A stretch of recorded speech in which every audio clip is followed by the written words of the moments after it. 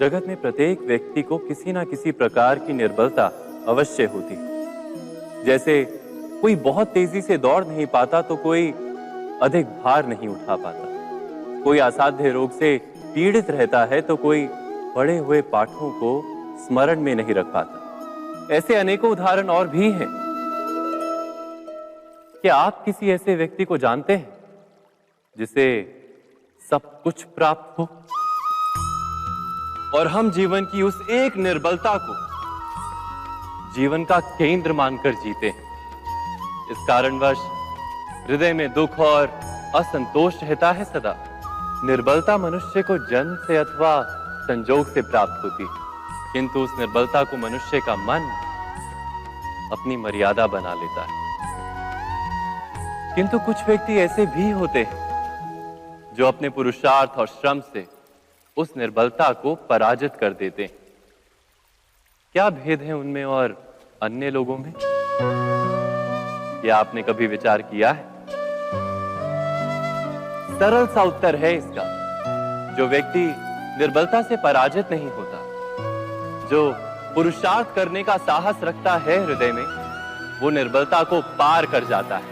अर्थात निर्बलता अवश्य ईश्वर देता है, किंतु मर्यादा मनुष्य का मन ही निर्मित करता है। स्वयं विचार कीजिए।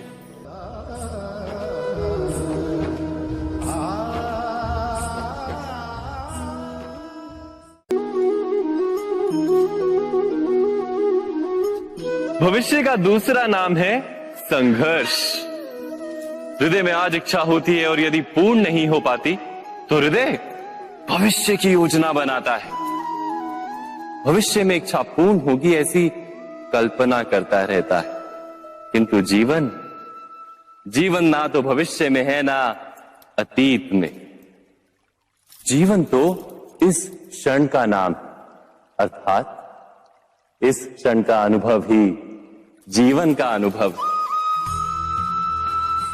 पर हम ये जानते हुए भी इतना सा सत्य समझ नहीं पाते। या तो हम बीते हुए समय के स्मरणों को घेर कर बैठे रहते हैं, या फिर आने वाले समय के लिए हम योजनाएं बनाते रहते हैं। और जीवन जीवन बीत जाता है। एक सत्य यदि हम हृदय में उतार लें कि ना हम भविष्य देख सकते हैं, ना ही भविष्य निर्मित कर सकते हैं, हम तो केवल धैर्य और साहस के साथ भविष्य को आलिंगन दे सकते हैं, स्वागत कर सकते हैं भविष्य का। तो क्या जीवन का हर पल जीवन से नहीं भर जाएगा? स्वयं विचार कीजिए।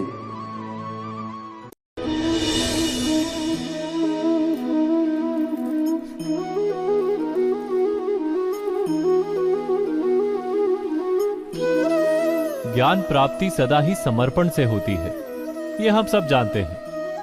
किंतु समर्पण का वास्तविक महत्व क्या है? क्या हमने कभी विचार किया? मनुष्य का मन सदा ही ज्ञान प्राप्ति में विभिन्न बाधाओं को उत्पन्न करता है। कभी किसी अन्य विद्यार्थी से ईर्ष्या हो जाती है, कभी पढ़ाए हुए पाठों पर संदेह जन्मता है, और कभी गुरु द्वारा दिया गया दंड मन को अहंकार से भर देता है। नहीं, क्या ऐसा नहीं होता? न जाने कैसे कैसे विचार मन को भटकाते हैं, और मन की इसी अयोग्य स्थिति के कारण हम ज्ञान प्राप्त नहीं कर पाते। मन की योग्य स्थिति केवल समर्पण से निर्मित होती है।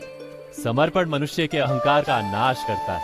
ईर्ष्या, महत्वाकांक्षा आदि भावनाओं को दूर कर हृदय को शांत करता है और मन को एकाग्र करता है। वास्तव में ईश्वर की सृष्टि में ना ज्ञान की मर्यादा है, ना ज्ञानियों की। गुरु दत्तात्रेय ने तो गाय और श्वान से भी ज्ञान प्राप्त कर लिया था। अर्थात विषय ब्रह्म ज्ञान का हो, या जीवन के ज्ञान का, या गुरुकुल में प्राप्त होने वाले ज्ञान का, उसकी प्राप्ति के लिए गुरु से अधिक महत्व है उस गुरु के प्रति हमारा समर्पण। क्या ये सत्य नहीं?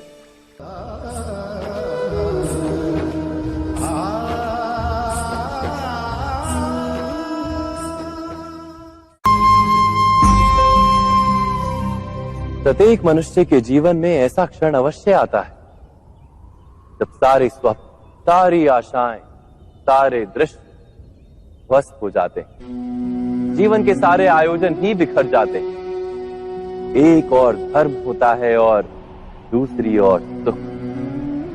इसी को धर्म संकट कहते हैं। जब धर्म का वहन ही संकट हो और धर्म का त्याग ही दुख हो। विचार कीजिए, कभी किसी स्वजन के विरुद्ध सत्य बोलने का अवसर प्राप्त हो जाता है, कभी ठीक दरिद्रता के समय सरलता से चोरी करने का मार्ग प्राप्त हो जाता है, कभी किसी शक्तिशाली राजनेता या राजा के कर्मचारी का अधर्म प्रकट हो जाता है। सबके जीवन में ऐसी घटना बनती ही रहती है। अधिकतर लोग ऐसे किसी क्षण को धर्म संकट के रूप में जान ही नहीं पाते। हमें किसी प्रकार के संघर्ष का अनुभव ही नहीं होता। सहजता से सुख की ओर खींचे चले जाते हैं, जैसे मक्खी गुड़ की ओर खींची चली जाती। वास्तव में धर्म संकट का क्षण ईश्वर के निकट जाने का क्षण होता है। यदि हम संघर्षों से भयभीत ना हो, सुख की ओर आकर्षित ना हो, अपने धर्म पर दृढ़ रहे, तो ईश्वर का साक्षात्कार दूर नहीं।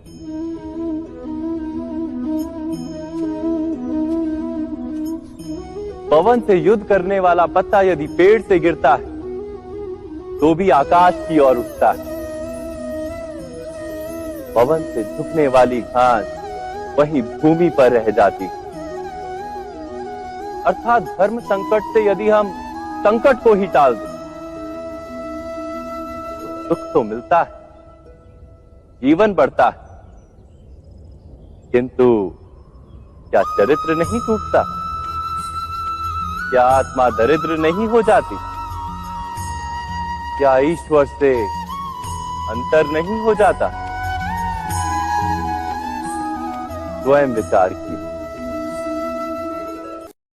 दो व्यक्ति जब निकट आते हैं तो एक दूसरे के लिए सीमाएं और मर्यादाएं निर्मित करने का प्रयत्न अवश्य करते हैं। हम यदि सारे संबंधों पर विचार करें तो देखेंगे कि इन सारे संबंधों का आधार यही सीमाएं हैं जो हम दूसरों के लिए निर्मित करते हैं। और यदि अनजाने में भी कोई अन्य व्यक्ति इन सीमाओं को तोड़ता है तो उसी क्षण हमारा हृदय क्रोध से भर जाता है। इन सीमाओं का वास्तविक रूप क्या है? क्या हमने कभी विचार किया? सीमाओं के द्वारा हम दूसरे व्यक्ति को निर्णय करने की अनुमति नहीं देते। अपना निर्णय उस व्यक्ति पर थोपते, अर्थात किसी की स्वतंत्रता का अस्वीकार करते हैं हम। और जब स्वतंत्रता का अस्वीकार किया जाता है तो उसका हृदय दुख से भर जाता है। और जब वो सीमाओं को तोड़ता है तो हमारा हृदय क्रोध से भर जाता है। क्या ऐसा नहीं होता?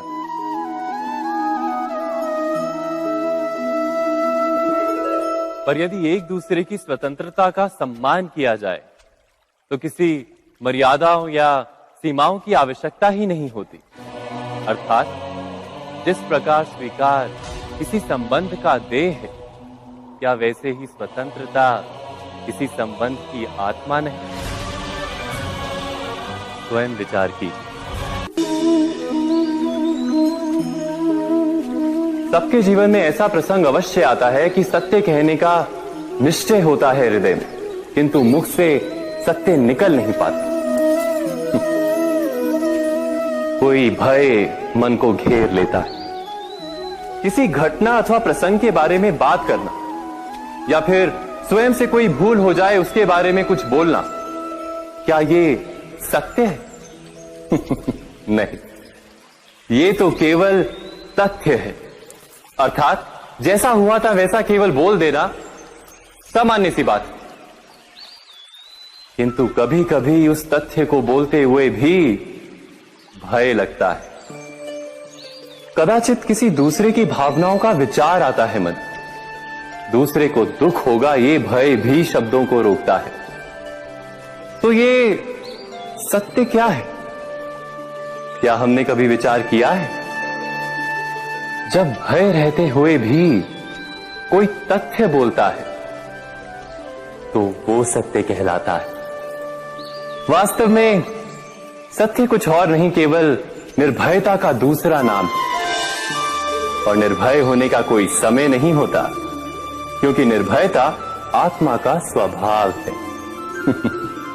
अर्थात क्या प्रत्येक क्षण सत्य बोलने का क्षण नहीं होता?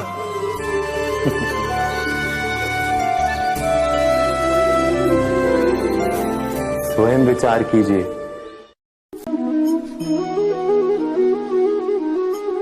श्रेष्ठता का क्या अर्थ है? श्रेष्ठता का अर्थ है दूसरों से अधिक ज्ञान प्राप्त करना। अर्थात मूल्य इस बात का नहीं कि स्वयं कितना ज्ञान प्राप्त किया, मूल्य इस बात का है कि प्राप्त किया हुआ ज्ञान अन्य लोगों से कितना अधिक है। अर्थात श्रेष्ठता की इच्छा ज्ञान प्राप्ति को भी एक स्पर्धा बना देती है। और स्पर्धा में विजय अंतिम कब होती है?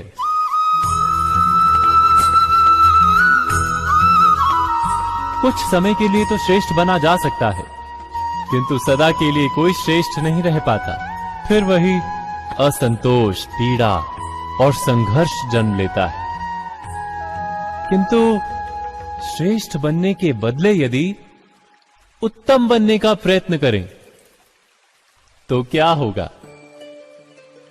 उत्तम का अर्थ है कि जितना प्राप्त करने योग्य है वो सब प्राप्त करना, किसी से अधिक पाने की इच्छा से नहीं, मात्र आत्मा की तृप्ति हेतु कुछ प्राप्त करना।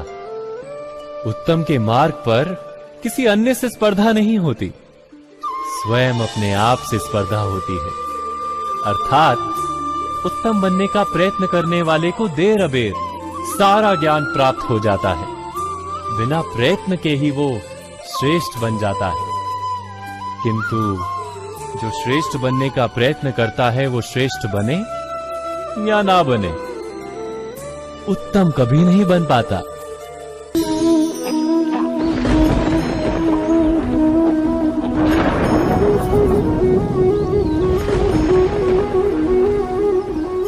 सपनों और पूर्वाभासों के आधार पर हम भविष्य के सुख दुख की कल्पना करते हैं। भविष्य के दुख का कारण दूर करने के लिए हम आज योजना बनाते हैं।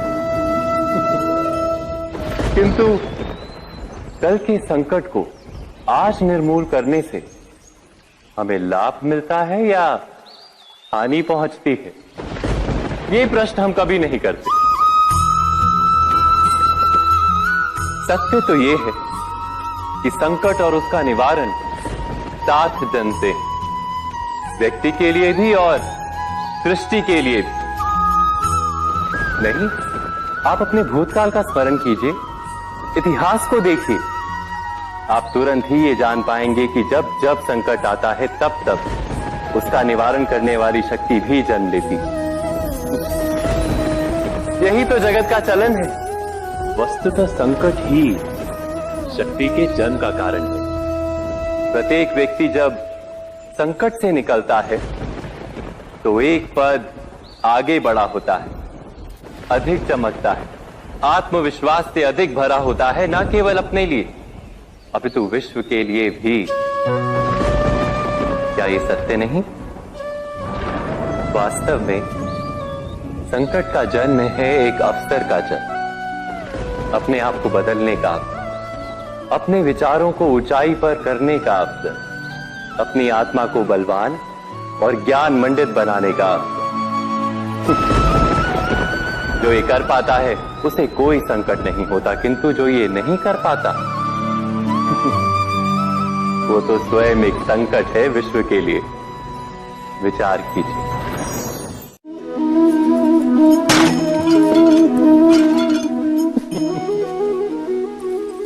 कभी कभी कोई घटना मनुष्य के जीवन की सारी योजनाओं को तोड़ देती और मनुष्य उस आघात को अपने जीवन का केंद्र मान लेता। पर क्या भविष्य मनुष्य की योजनाओं के आधार पर निर्मित होते हैं? नहीं। जिस प्रकार किसी ऊंचे पर्वत पर सर्वप्रथम चढ़ने वाला उस पर्वत की तलाई में बैठकर जो योजना बनाता है, क्या वही योजना उसे उस पर्वत की चोटी तक पहुंचाती है? नहीं। वास्तव में वो जैसे जैसे ऊपर चढ़ता है वैसे वैसे उसे नई नई चुनौतियां, नई नई विडंबनाएं, नए नए अवरोध मिलते हैं। प्रत्येक पद पर वो अपने अगले पद का निर्णय करता है। प्रत्येक पद पर उसे अपनी योजनाओं को बदलना पड़ता है। कहीं पुरानी योजना उसे खाई में ना ढकेल दे।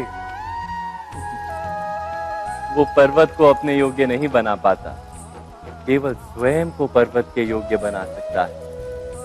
क्या जीवन के साथ भी ऐसा ही नहीं? जब मनुष्य जीवन में किसी एक चुनौती को, एक अवरोध को अपने जीवन का केंद्र मान लेता है, अपने जीवन की गति को ही रोक देता है, तो वो अपने जीवन में सफल नहीं बन पाता और ना ही सुख और शांति प्राप्त कर पाता। अर्थात जीवन को अपने योग्य बनाने के बदले स्वयं अपने को जीवन के योग्य बनाना ही सफलता और सुख का एकमात्र मार्ग नहीं? स्वयं विचार कीजिए।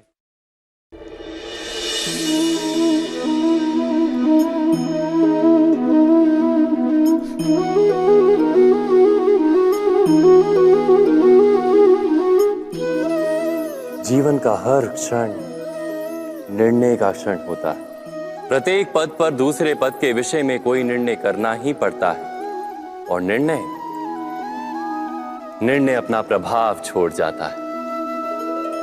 आज किए गए निर्णय भविष्य में सुख अथवा दुख निर्मित करते हैं, ना केवल अपने लिए, अपने परिवार के लिए भी, आने वाली पीढ़ियों के लिए भी। जब कोई दुविधा सामने आती है तो मन व्याकुल हो जाता है, अनिश्चय से भर जाता है। निर्णय का वो क्षण युद्ध बन जाता है और मन बन जाता है युद्ध भूमि। अधिकतर निर्णय हम दुविधा का उपाय करने के लिए नहीं, केवल मन को शांत करने के लिए लेते हैं। पर क्या कोई दौड़ते हुए भोजन कर सकता है? नहीं। तो क्या युद्ध से जूझता हुआ मन कोई योग्य निर्णय ले पाएगा? वास्तव में शांत मन से जब कोई निर्णय करता है तो अपने लिए सुखद भविष्य बनाता है, किंतु अपने मन को शांत करने के लिए जब कोई निर्णय करता है तो वो व्यक्ति भविष्य में अपने लिए कांटों भरा वृक्ष लगाता है। स्वयं विचार कीजिएगा।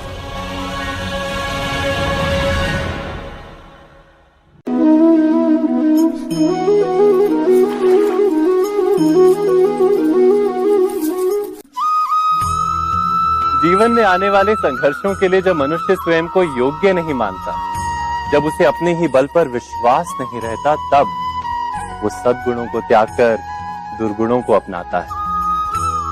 वस्तुतः मनुष्य के जीवन में दुर्जनता जन्म ही तब लेती है जब उसके अंतर में आत्मविश्वास नहीं होता। आत्मविश्वास ही अच्छाई को धारण करता है। ये आत्मविश्वास है क्या?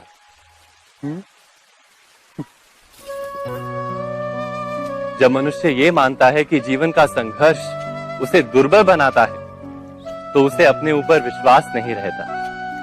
वो संघर्ष के पार जाने के बदले संघर्ष से छूटने के उपाय ढूंढने लगता है। किंतु जब वो ये समझता है कि ये संघर्ष उसे अधिक शक्तिशाली बनाते हैं, ठीक जैसे व्यायाम करने से देह की शक्ति बढ़ती, तो प्रत्येक संघर्ष के साथ उसका उत्साह बढ़ता है।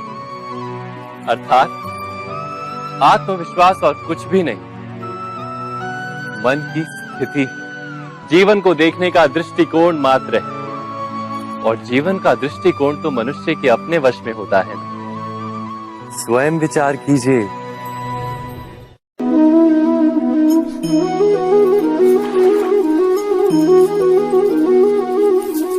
पिता सदा ही अपने संतान के सुख की कामना करते, उनके भविष्य की चिंता करते रहते।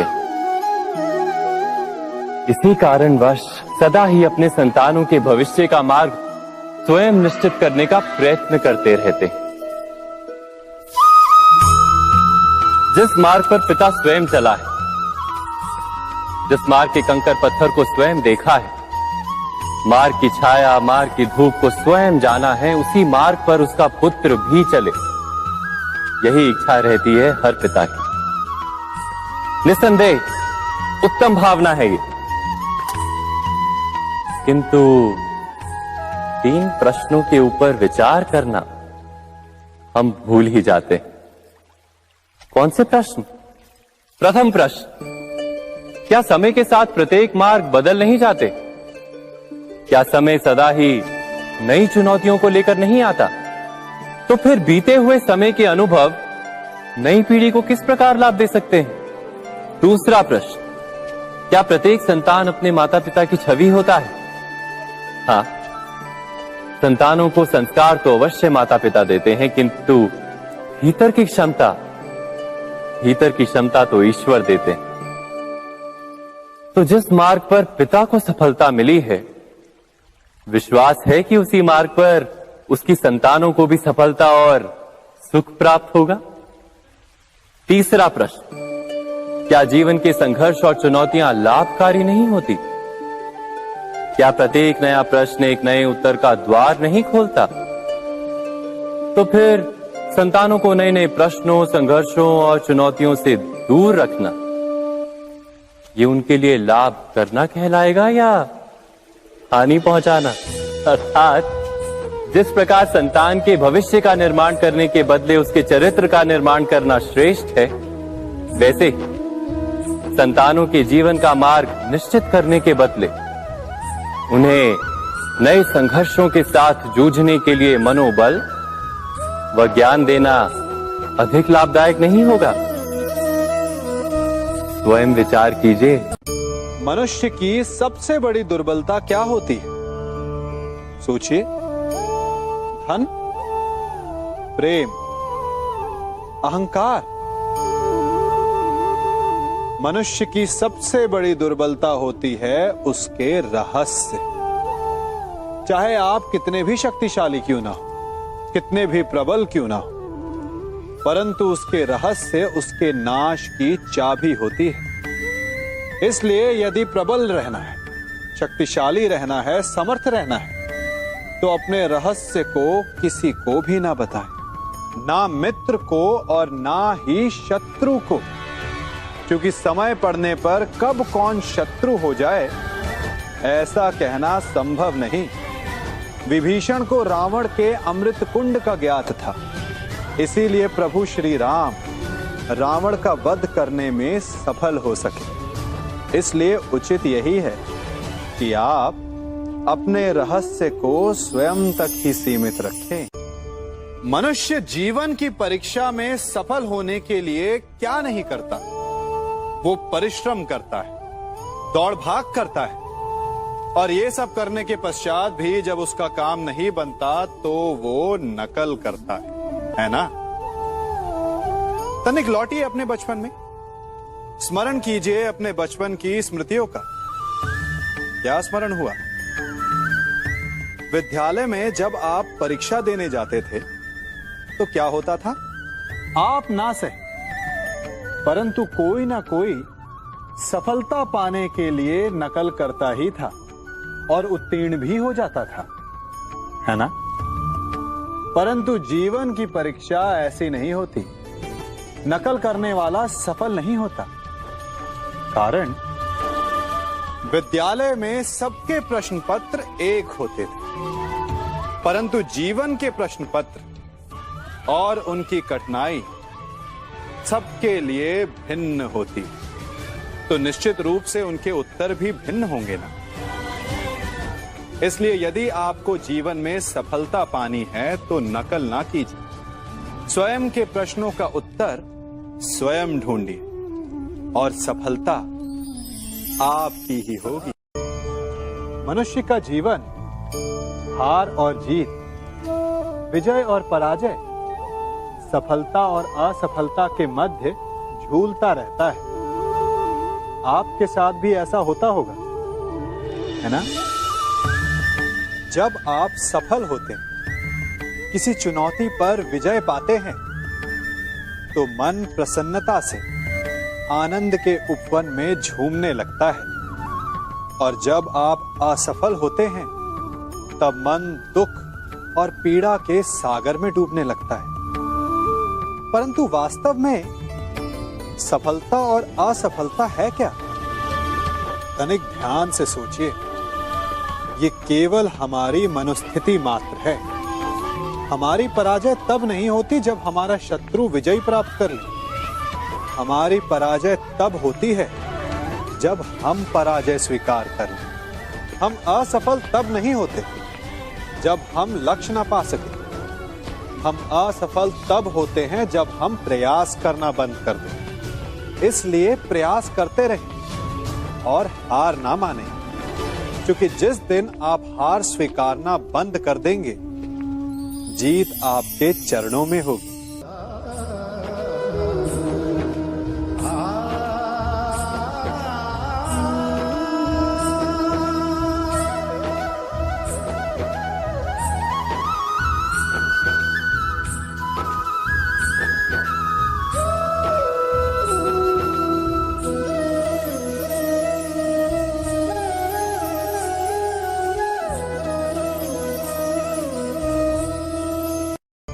आप सबने बरगद के वृक्ष को तो देखा ही होगा।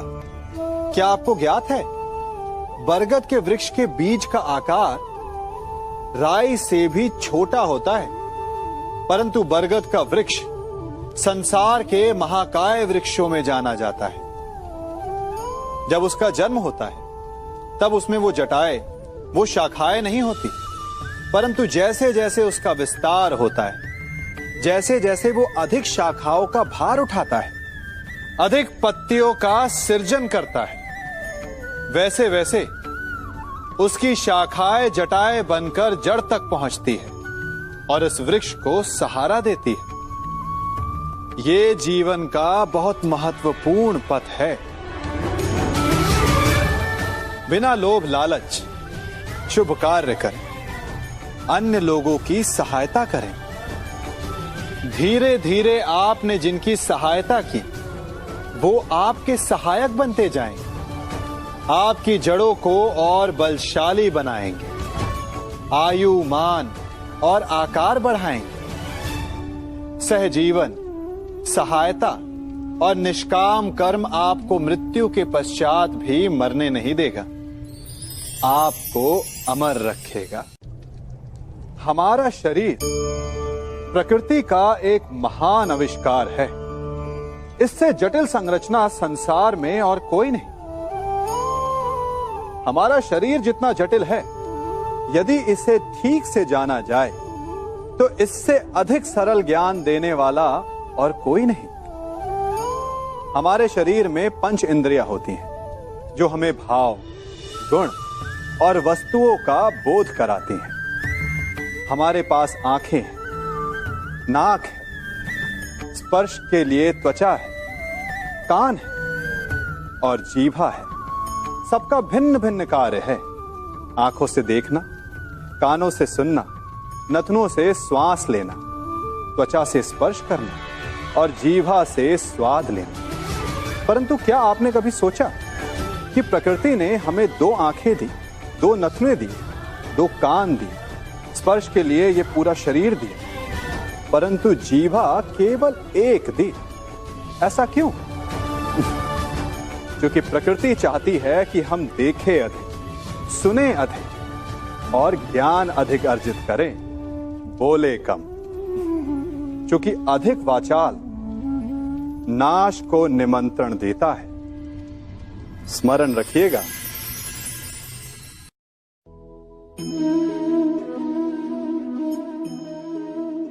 ये सदा यही कहते आए कि यदि आगे बढ़ना है तो अपनों का साथ दो।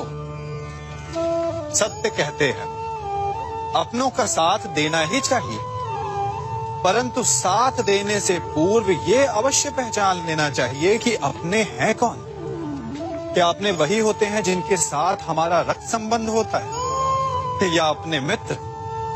अपने वो होते हैं जो हमें सद्कार्य के लिए प्रेरित करें, हमें आगे बढ़ाएं, हमारा साथ दें। और वो जिनका साथ देने से समाज का नाश, धर्म की हानि हो, वो सगे हो करके भी सगे नहीं होते। इसलिए जब अपनों की परिभाषा का चुनाव करें तो उन्हें अपना माने जो आपका साथ दे, उन्हें नहीं जो हमें अज्ञान के मार्ग पर ले जाएं।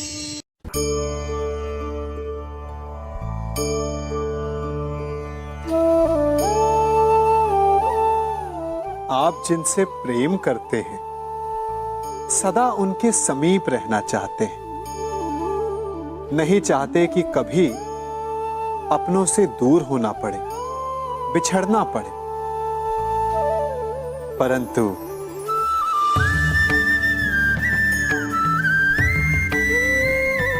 एक समय के पश्चात अपनों से दूर हो जाना उन्नति के लिए आवश्यक है। आप माता पिता हैं ना, यदि आप अपनी संतान के जीवन के हर पग पर उनका मार्गदर्शन करते रहेंगे तो आपकी संतान स्वयं मार्ग चुनना कैसे सीखेगी? मार्ग के कांटों से स्वयं को बचाना कैसे सीखेगी? इसीलिए एक समय के पश्चात अपनों से बनाई गई दूरी सदा लाभदायक रहती है। आज मैं आप सबको एक कथा सुनाता हूं। एक दिन प्रातः एक व्यापारी अपने घर से निकला। घर से निकलते ही एक बिल्ली ने उस व्यापारी का मार्ग काट दिया। व्यापारी घबरा गया, वो फिर से घर लौट गया और शुभ घड़ी की प्रतीक्षा करने लगा। और जब वो पुनः अपने घर से निकला तब वो वाहन जा चुका था जिससे राजा तक पहुंचकर उसे भेंट देनी थी। राजा को भेंट नहीं मिली। राजा क्रोधित हो गए। राजा ने उस व्यापारी का व्यापार बंद करवा दिया। इस कारण व्यापारी क्रोधित होकर घर पर अपनी पत्नी से लड़ बैठा। पत्नी अपने बच्चों समेत मैके वापस चली गई और उस व्यापारी के जीवन में यदि कुछ रह गया था तो केवल अंधकार। और इन सब का कारण वो उस बिल्ली को मानता रहा जिसने उसका मार्ग काटा था। ऐसा ही एक दूसरा व्यापारी राजा को भेंट देने निकला और उस व्यापारी का मार्ग भी एक बिल्ली ने काट दिया। वो व्यापारी तनिक घबराया, परंतु उसने आगे बढ़ना अधिक उचित समझा। राजा तक वो समय पर पहुंचा। उसने राजा को भेंट दी। राजा प्रसन्न हुए और राजा ने व्यापारी को अपना व्यापार बढ़ाने की अनुमति दी, स्वर्ण आभूषण दी। जब व्यापारी घर पर पहुंचा तो पत्नी को आभूषण और अपने बच्चों को देने के लिए वस्त्र थे उसके पास। हर ओर प्रसन्नता थी। समझ रहे हैं ना? दोनों के साथ एक ही प्रकार की घटना हुई, परंतु दोनों की प्रतिक्रिया भिन्न थी। ऐसा ही हमारा जीवन भी है। हमारे जीवन में प्रारब्ध का अपना स्थान है, परंतु उससे कई अधिक महत्वपूर्ण हमारी प्रतिक्रिया, हमारे सोच का प्रभाव है, क्योंकि यही हमारे जीवन को आकार देते हैं। इसलिए अपनी सोच को सकारात्मक रखिए। आपका जीवन सदैव आनंदमय।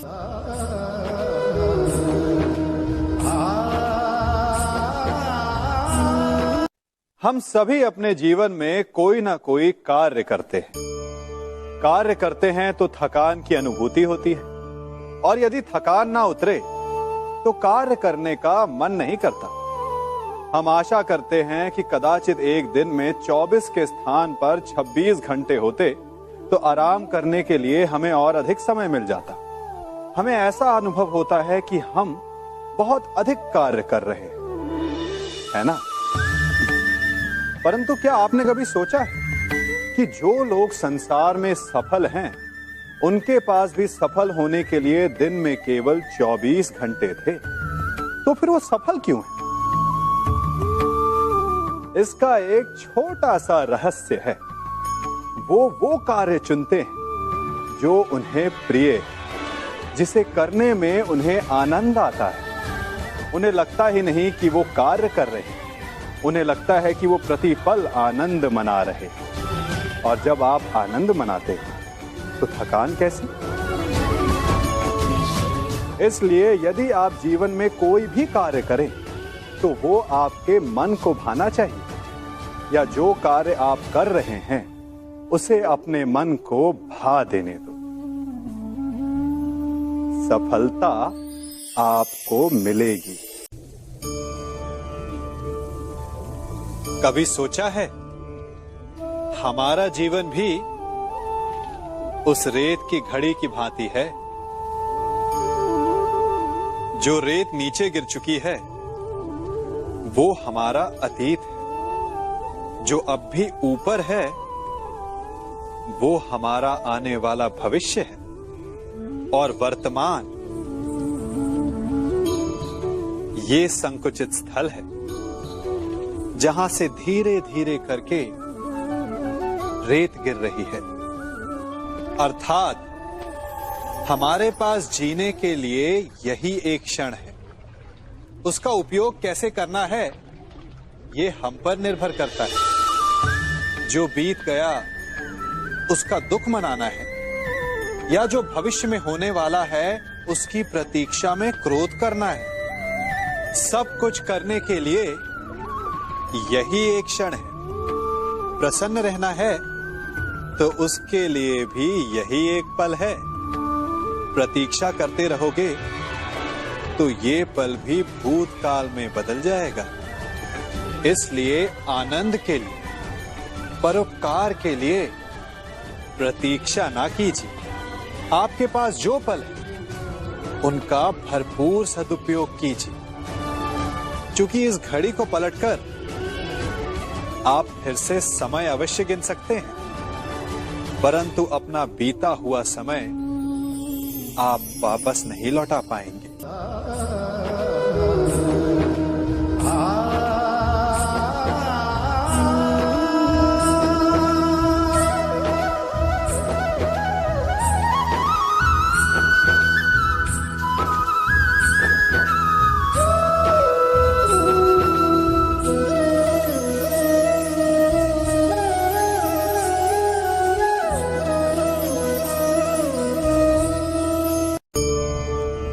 मनुष्य भी बड़ा विचित्र प्राणी है। अपनों से नीचे के स्तर के लोगों को वो हे दृष्टि से देखता है, उनका उपहास उड़ाता है, उनसे बार बार कहता है कि तुम्हारा कुछ नहीं हो सकता, तुम भविष्य में कुछ नहीं कर पाओगे। जब मनुष्य के पास धन, संपत्ति, मान होता है तो वो दूसरों का आदर नहीं करता, परंतु वो एक बात भूल जाता है कि उससे भी अधिक शक्तिशाली कोई अस्तित्व में है, और वो है समय। काल काल अपना चक्र कब बदलेगा ये कोई नहीं जानता। समय अपनी करवट कब लेगा ये कोई नहीं जानता। कोयला भी समय के साथ साथ हीरे में परिवर्तित हो जाता है। इसलिए जीवन में कभी भी किसी का भी उपहास नहीं उड़ाना चाहिए।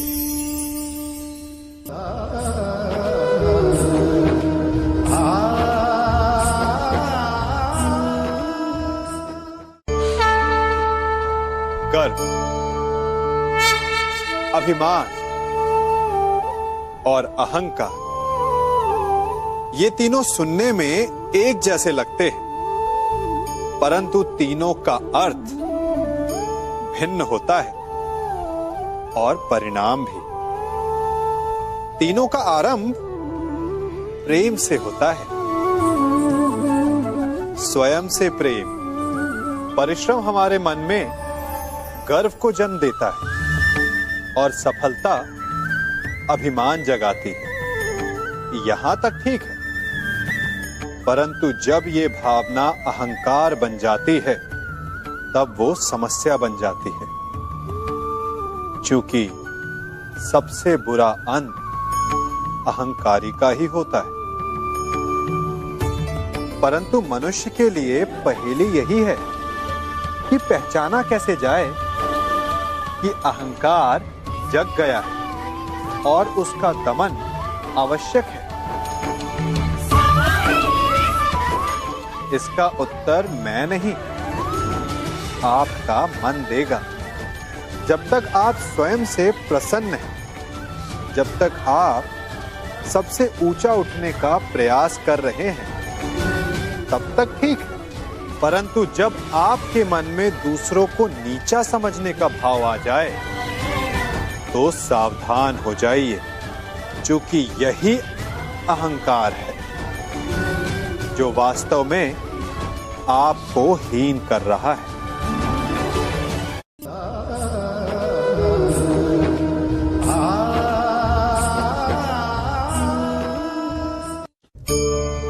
आज मैं आप सबको एक कहानी सुनाता हूं। एक दिन गोकुल में दो व्यापारी आए।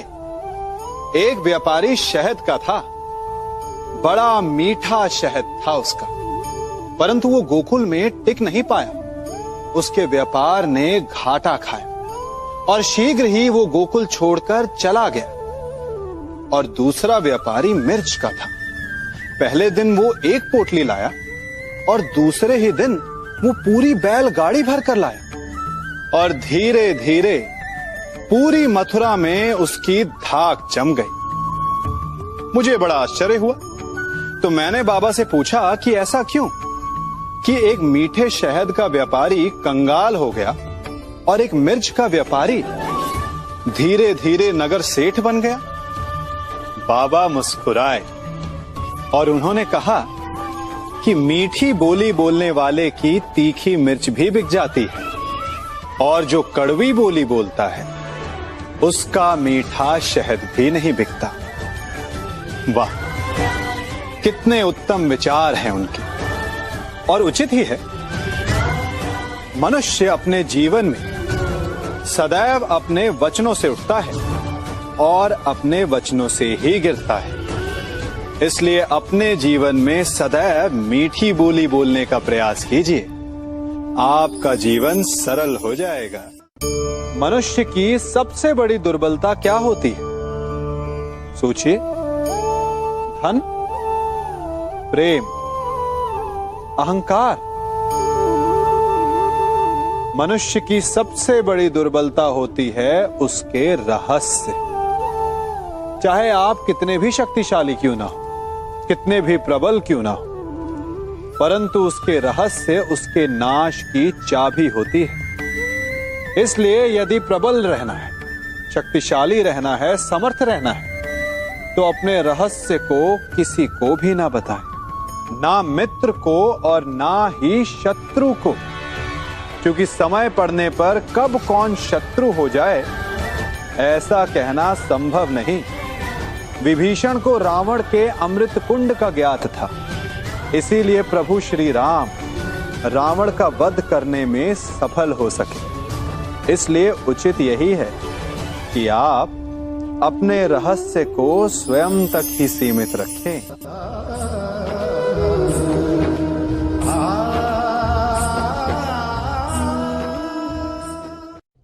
युवा अवस्था भी हमारे जीवन का कितना सुंदर काल होता है ना। बाहु में बल, मन में कुछ बड़ा कर जाने की चाह, आंखों में भविष्य के सुंदर और कोमल सपने। और इसी अवस्था में मनुष्य के भीतर पनपता है प्रेम। किसी को देखकर उस पर मन मोहित हो जाता है और फिर मनुष्य अपना सब कुछ उस पर न्यौछावर कर देना चाहता है। फिर प्रेम की परिणति होती है विवाह में। क्यों? सबको अपने खट्टे मीठे संस्मरण स्मरण हुआ है ना।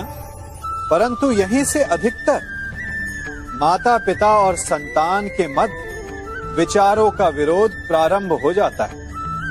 संतान को लगता है कि उसका चुना जीवन साथी ही उसके लिए उपयुक्त है, और माता पिता को लगता है कि संतान अनजाने में भूल कर रही है। संतान का तर्क होता है कि उसे विवाह किससे करना है, ये उसका अधिकार है, और माता पिता का तर्क ये होता है कि अब भी जीवन साथी चुनने की समझ संतान में है ही नहीं। तो इस अवरोध को काटा कैसे जाए, उचित निर्णय कैसे लिया जाए? इसका एक ही मार्ग है, अपने उत्तरदायित्व का भान और अपनों से बड़ों के मापदंडों का भान।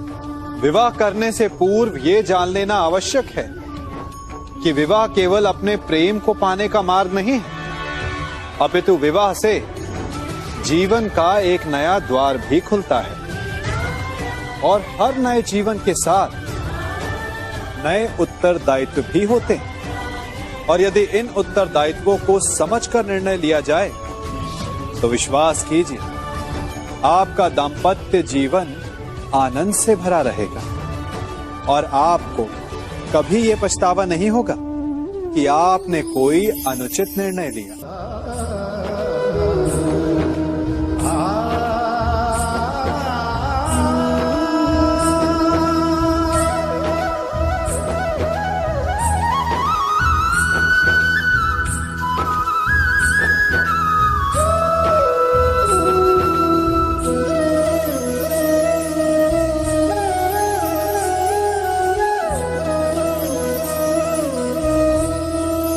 जब सागर का जल वाष्प बनकर उड़ता है तब वो हमें दिखाई नहीं देता।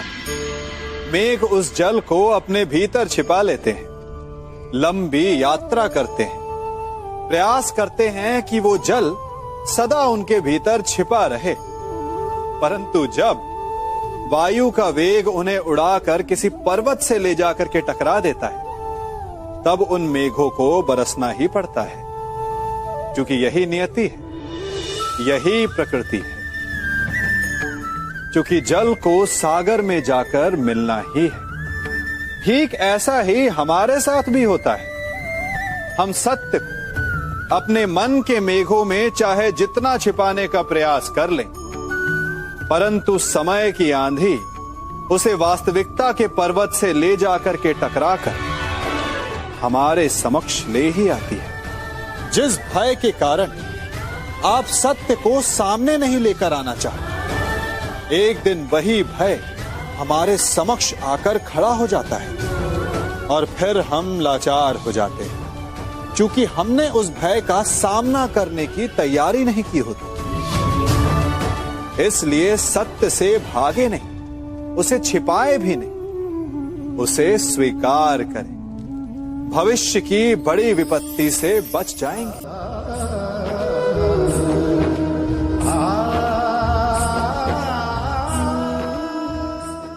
कभी कभी आप सबके जीवन में एक ऐसी विचित्र समस्या अवश्य आती है कि शक्तिशाली के समक्ष मौन हो जाओ।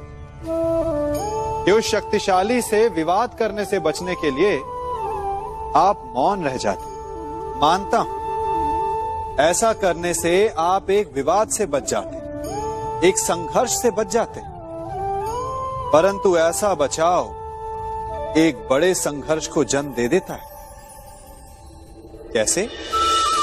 हमारा मौन रहना अनजाने में उसका समर्थन बन जाता है, और वो स्वयं को अधिक शक्तिशाली अनुभव करता है, और यहां से हमारा दमन प्रारंभ हो जाता है।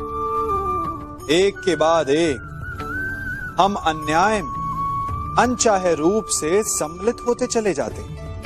तो इसका तोड़ क्या है? ये समझने के लिए ये जानना आवश्यक है कि ऐसी कौन सी बात है जो आपको विरोध करने से रोकती है। ये सामने वाले की शक्ति नहीं जो आपको रोकती है, ये आपके भीतर छिपा भय है जो आपको रोकता है। हाँ, कभी कभी भय आपकी सुरक्षा अवश्य कर सकता है, परंतु साथ साथ ये भी जानना आवश्यक है कि ये भय ही है जो आपको मौन भी रखता है, इसलिए अपने मन से भय को निकालिए और खुलकर अनीति का, अन्याय का विरोध कीजिए और फिर देखिएगा आपका मन कितना मुक्त, कितना हल्का अनुभव करेगा।